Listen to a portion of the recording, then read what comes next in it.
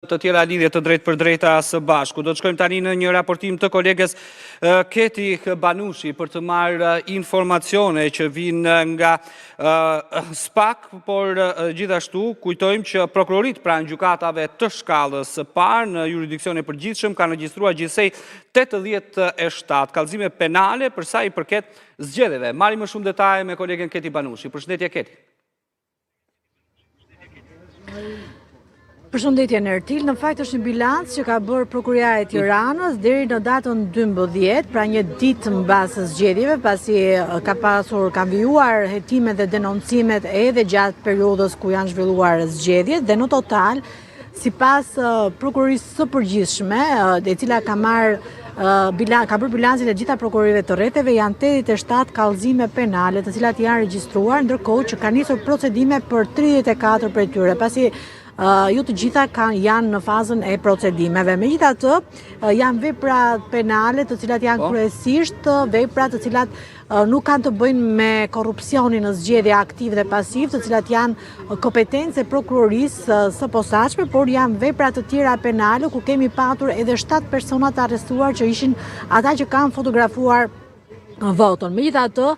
Prokuria e Përgjithshme thotë që si burim i denoncimit për veprat penale, burimi i njoftimit të veprave penale, ka qenë policia gjyqësore në 49 raste, ka qenë SPAK në 15 raste, pra janë raste që kanë ardhur në Prokurinë e Posaçme dhe ka çuar për kompetencë prokuroritëve të rreteve. 9 raste janë nga subjektet politik, pra kanë qenë vetë subjektet politik që janë adresuar prokurorisë dhe janë nisur kryesisht në 11 raste, ndërkohë që nga shtetas të ndryshëm janë bërë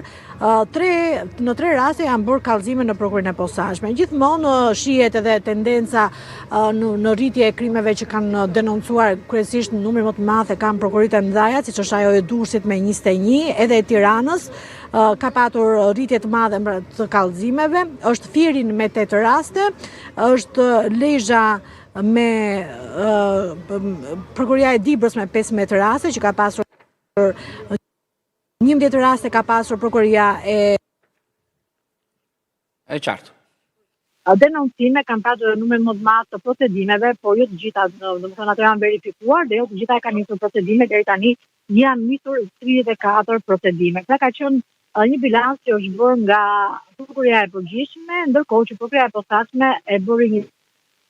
edhe ajo kishte të paktën 39 procedime të cilat i kishte regjistruar nga 180 ca që kishin ardhur në Prokurinë e Posaçme për bërë për krime zgjedhore. Faleminderit Keti Banushi, do të jemi sërish në të tjera lidhje të drejt për drejta së bashku, ndërkohë që GKKO ka vendosur sot